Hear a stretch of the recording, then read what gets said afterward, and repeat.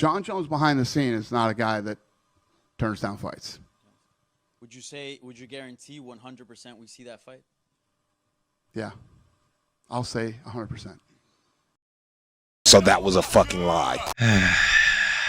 Thank you, Jon Jones. Golly gee, thank you so much for taking this already beshitted division and beshitting it further for 2 entire agonizing years. It was truly a pleasure having you at the helm. Your precious legacy is intact. Good job, big guy. It's truly inspiring seeing our GOAT speak his truth and go out on his own terms. King shit. Oh my fucking goodness. Just so badass. We've seen you knock back every up-and-comer down at 205, so just don't even bother with Tom Aspinall. He stands 0 chance against the likes of you, so I say there's no point. Fret not, my idol. We real fans have your back. True MMA fans know that this is the correct path to keep your legacy nice and shiny. These casuals don't know shit.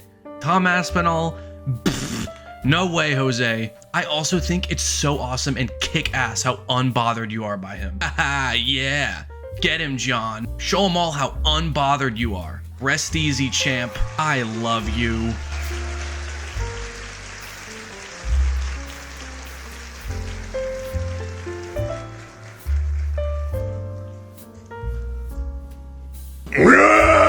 Yeah, okay, fun's over. Jon Jones is a whiny, slime-ridden, convictionless coward. Yes, you heard it right. Jon Jones is a coward. He has spent a year and a half running in the opposite direction of his interim champ and gaslighting his starving fan base into thinking he was too good for it. He was so clearly scared shitless at the idea of getting his facial features rearranged permanently by this stout English barrel of lager over here that he decided pretty much immediately that he wanted no part of it. It's been said numerous times, but I think he made this decision the second Aspinall came up on him at that fan meet and greet. Wait, dude, just saying hello. Just saying hello. What's going on, man? How are you? I'm all good, man.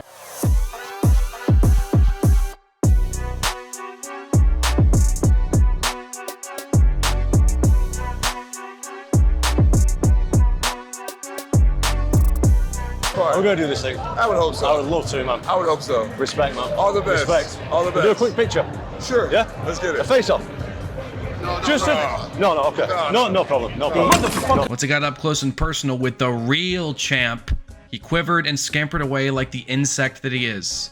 You may be thinking, damn, man, you're being kind of hella disrespectful right now to the GOAT. Come on, man, shame on you. And yes, I am. Fuck this guy. Just actually fuck him. I'm thoroughly aggravated that Aspinall and us as the fans had to endure this for as long as we did. But also at this point, I'm just relieved to be done with this diaper boy. I'm enormously relieved that we can finally move on from this. No longer do we have to sit and wait for anything remotely interesting to happen up at heavyweight. No longer do we have to see him flip-flop online about retiring or not retiring. And no longer do we have to hear his knuckle-scraping fans defend him sitting on the belt as if it's some kind of flex that he's being a pants-shitting loser and fleeing for the hills. It's finally over. And at the end of all of it, this guy is not my GOAT. There is not a professional bone in his body at this point. Everything he touches turns moldy and rotten and stinky and green. My brain is filled with very conflicting emotions on this news because yes, again, I'm happy to finally be out of this shitstorm. I'm happy to see Aspinall get the respect he deserves and maybe actually a promotional push for once. He's the guy that scared off Jon Jones. You can't tell me that isn't a marketing goldmine. But on the other hand,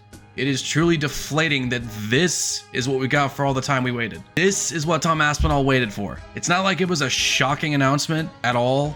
Anyone with the brain between their ears could look at the situation and recognize that the fight was never going to happen, regardless of how many times Dana White promised us it would. But what is truly ball-numbing is he could have just done everyone a favor and retired after that Miocic fight. Really, why bother saying you're going to call it quits leading up to that bout, then get in the octagon and tease the fans by saying maybe you're not quite done yet, only to spend the following 7 months scratching your ass and sniffing it, and then you just randomly retire anyway. Thanks for nothing.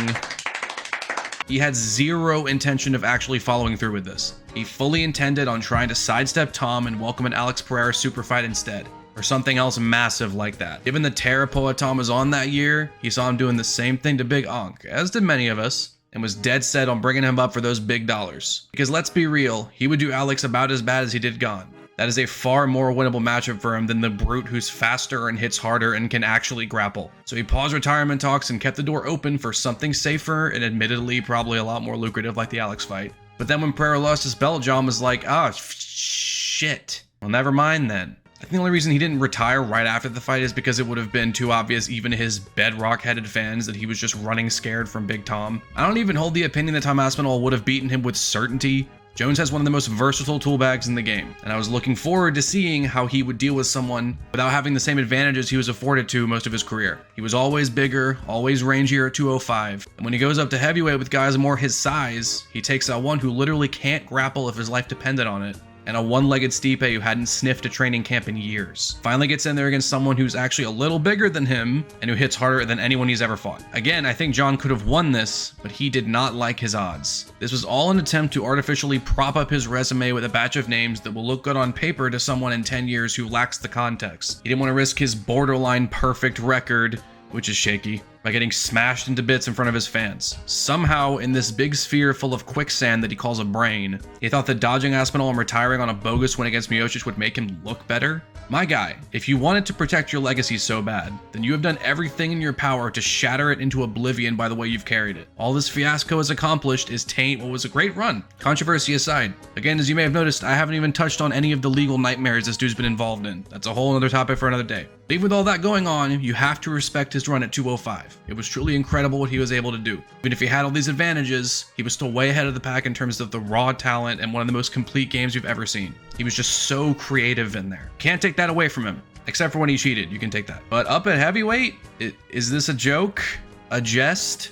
A jape even? So you plan on moving back up in 2020, but somehow take 3 years to pack on the pounds to feel comfortable in there. While you're doing this, Francis Ngannou is hitting his prime and folding the heavyweight goat like a Raggedy Ann doll. But you price yourself out of that bout, and we never get it. The second he leaves, now you want to come up and take on the grappling phenom in Cyril Gane. Then you want old man Stipe, and try to act like Aspinall doesn't exist for an entire year until the fight actually takes place. Then you try and price yourself out again for this fight that the fans want to see.